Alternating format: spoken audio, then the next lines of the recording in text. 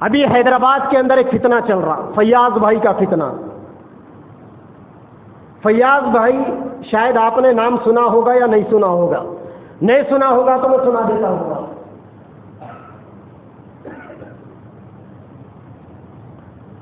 حیدرآباد میں ایک لٹیرا پیدا ہوا، ایمان کا لٹیرا. وہ بھی اپنی پریشانیوں میں دعائیں پڑھانے کے لیے علماء کے پاس جاتا تھا. معمولی سا کارپینٹر کچھ کاروبار کرتا تھا. اس کو بھی شوق ہوا کہ میں بھی عالیشان بنگلہ بناؤں، اچھی گاڑی رکھوں، بینک بیلنس بناؤں اپنا. کیا مصیبت ہے کہ آج کے زمانے میں ہر آدمی پیسے والا بننا چاہ رہا. ہر آدمی کو شوق ہے کہ میں پیسے والا بنوں گا، لیکن کوئی یہ نہیں چاہتا کہ میں اللہ والا بنوں گا. لوگ آ کے ہم سے کہتے ہیں ذرا ہماری سرپرستی کرو. ان سے کہنا پڑتا ہے کہ میاں زندگی میں حق پرستی کرو، سرپرستی بعد میں. حق پرستی کا مطلب پہلے اللہ کی مان کے چلو، زندگی میں 100% دین کو لاؤ، پھر یہ سارے مسائل حل ہوں گے. تو فیاض بھیا جو ہے، فیاض بھائی، ان کو بھی شوق ہوا عامل بننے کا، عامل بن گئے. پہلے لوگوں کو قرآنی عملیات کے نام پر اپنے قریب کیا انہوں نے. اب لوگ جو بھی ان کے قریب جاتے تو ان کو میموری کارڈ کے اندر کچھ آیتیں، کچھ صورتیں پڑھ کے ریکارڈ کر کے دے دیتے. ان کا دوسرا نام میموری بابا بھی ہے. مارکیٹ میں بہت سارے بابا ہیں نا، ٹیپو بابا، ڈسکو بابا، لیٹسٹ بابا، کون کون سے بابا ہے اللہ بہتر جانے. یہ میموری بابا تھے، میموری پڑھ کے دیتے تھے اپنے مریدوں کو. اب وہ میموری سنتے تھے مرید. اب رفتہ رفتہ اس نے لوگوں کو گیدر کرنا شروع کیا. چین سسٹم، آج کل بہت سارے کاروبار آ رہے نا، چین سسٹم، کمیشن ملتا آپ کو. اب یہ بابا بھی لوگوں کو، یہ بڑا مرشد ہے، چھوٹے مرشدوں کو بھی پیدا کرنے کے لیے چین سسٹم، تم اپنا اپنا گراہک ڈھونڈ کے لاؤ. چنانچہ ہوتے ہوتے یہ چین سسٹم اتنا عام ہو گیا کہ ابھی گزشتہ 1 مہینہ پہلے کی رپورٹ ہے، آرمور کے اندر 400 مکانات اس میموری بابا، اس فیاض بھیا کے جال میں پھنس چکے تھے. اب یہ تو آج کے بیان کے بعد پتا چلے گا کہ مٹپلی میں بھی کتنے مکانات پھنسے ہوں گے، کوروٹلے میں کتنے ہوں گے، جکیال میں کتنے ہوں گے. باضابطہ بودھن کے اندر آج سے 1 سال قریب اس کے چمچے اور اس کی چمچیاں، چمچیوں کا مطلب لیڈیز، اس کی چھیلیاں گھر گھر جا کر گیدرنگ کر رہی کہ ہمارے بابا جو ہے یہ سارے مسائل کو حل کرنے والے، آپ آؤ ہمارے بابا کے پاس، بڑے بابا ہے، بڑے عامل ہے، بڑے مسائل کو حل کرنے والے. اس بابا، اور وہ بابا اتنا بڑا بابا ہے کہ پردے سے باہر آنے کے لیے تیار نہیں، اندر چھپ کے ہی بیٹھا ہوا ہے. نہ اس کی کوئی تصویر ہے، نہ اس کا کوئی ویڈیو ہے. البتہ وہ بابا اپنے چھیلوں سے جو کچھ باتیں کرتا ہے، اس کی باتیں لوگوں نے ریکارڈ کی، علماء نے اس کی باتوں کو سنا تو پتا چلا کہ وہ اتنا پہنچا ہوا بابا ہے کہ وہ عملیات کے نام پر سیدھا سیدھا لوگوں کو کافر بنا رہا ہے. کیونکہ اس نے اپنی بات چیت کے اندر جن باتوں کا اقرار کیا، اس میں وہ ایک بات یہ کہتا ہے اپنے ماننے والوں سے کہ تم کو میری پیروی، میرے طریقوں پر عمل کرنا پڑے گا. اگر تم میرے طریقوں پر عمل نہیں کرو گے تو کافر بن جاؤ گے. ظاہر بات ہے کہ اتنی بڑی بات کا دعویٰ دنیا کے اندر صرف نبی کر سکتے ہیں. اللہ کے نبی نے فرمایا ان کنتم تحبون اللہ فاتبعونی، اے لوگوں اگر تم اللہ سے محبت کرتے ہو تو میرے طریقوں پر عمل کرو.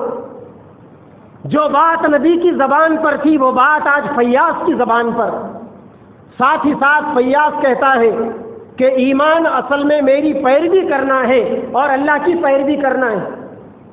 اللہ کا قرآن کہتا ہے اطیعوا اللہ و اطیعوا الرسول.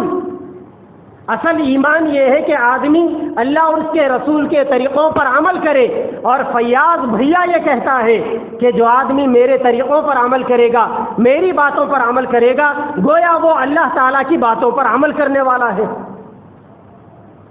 اس کے گاڑیوں کے اندر ایک عورت نے یہ کہا کہ میرے بچے آپ کو نہیں مانتے، تو وہ پلٹا کر اس عورت سے کہتا ہے کہ اپنے بچوں سے کہو کہ میں پیغمبر ہوں، اگر وہ مجھے نہیں مانتے تو وہ کافر بن جائیں گے.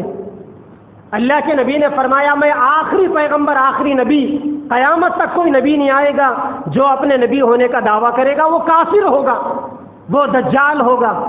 تو اس طریقے سے بہت سارے اس کے عقائد ہیں فیاض بابا کے، رفتہ رفتہ وہ اپنے عقائد کو عملیات کے نام پر لوگوں کے اندر اس کا پرچار کر کر لوگوں کو ایمان سے ننگا کر رہا ہے۔ اور کون لوگ اس کے دھوکے کے اندر، اس کے چنگل کے اندر پھنس رہے ہیں؟ جن لوگوں کے پاس علم نہیں، اور اگر علم بھی ہے تو صحیح علم نہیں۔ اسی لیے بار بار کہتا ہوں کہ زندگی کے ہر مسئلے کے اندر عمل کرنے سے پہلے علماء کے مشوروں پر عمل کرو، علماء کے ایڈوائس پر عمل کرو۔ جتنا علماء سے بھاگو گے نا، کہاں تک بھاگو گے؟ مرنے کے بعد تمہارے گھر والے پکڑ کے لائیں گے ہمارے پاس کہ مولانا صاحب نماز جنازہ پڑھا دیجیے۔ بہت بھاگ رہا تھا زندگی کے اندر، بھاگتے بھاگتے مر گیا، مرنے کے بعد صحیح ہم نے اس کو آپ کے سامنے پیش کر دیا۔ وہ کہتے ہیں نا کہ زندہ یا مردہ ہونا چاہیے، زندہ یا مردہ پکڑ کر لاؤ۔ ارے علماء سے کتنا بھاگو گے تم زندگی کے اندر؟ جتنا بھی بھاگو مر کر مردہ کم سے کم ہمارے پاس آنا ہی ہے تمہیں۔ اس لیے سب کچھ لٹا کر، ایمان سے ہاتھ دھو کر، اللہ اور اس کے نبی سے کٹ کٹا کر، کافر بن کر مر کر علماء کے سامنے نماز جنازہ کے لیے آنے سے بہتر ہے کہ زندگی کے اندر ہوش و حواس کے ہوتے ہوئے علماء سے رجوع کرو۔ ہر بات کے اندر علماء کرام سے مشورہ کرو، ہر چھوٹی بڑی چیز کے اندر۔ پہلے زمانے کے اندر آپ نے دیکھا ہر گھر کے ایک مرشد ہوا کرتے تھے، ہر گھر کا ایک استاد ہوتا تھا، وہ گھر والے زندگی کے سارے مشورے اپنے مرشد سے کر کرتے تھے۔ شادی کا مسئلہ ہے مرشد سے مشورہ، بچے پیدا ہو گئے عقیقہ کرنا ہے مرشد سے مشورہ، بچوں کا نام رکھنا ہے مرشد سے مشورہ، بچیوں کی یا بچوں کی کہیں شادی کرانا ہے رشتے کے سلسلے میں مرشد سے مشورہ۔ ہر سلسلے کے اندر ہر گھر کا ایک استاد اور ہر گھر کی ایک استادمہ ہوا کرتی تھی، لوگ مشورے کر کر عمل کرتے تھے۔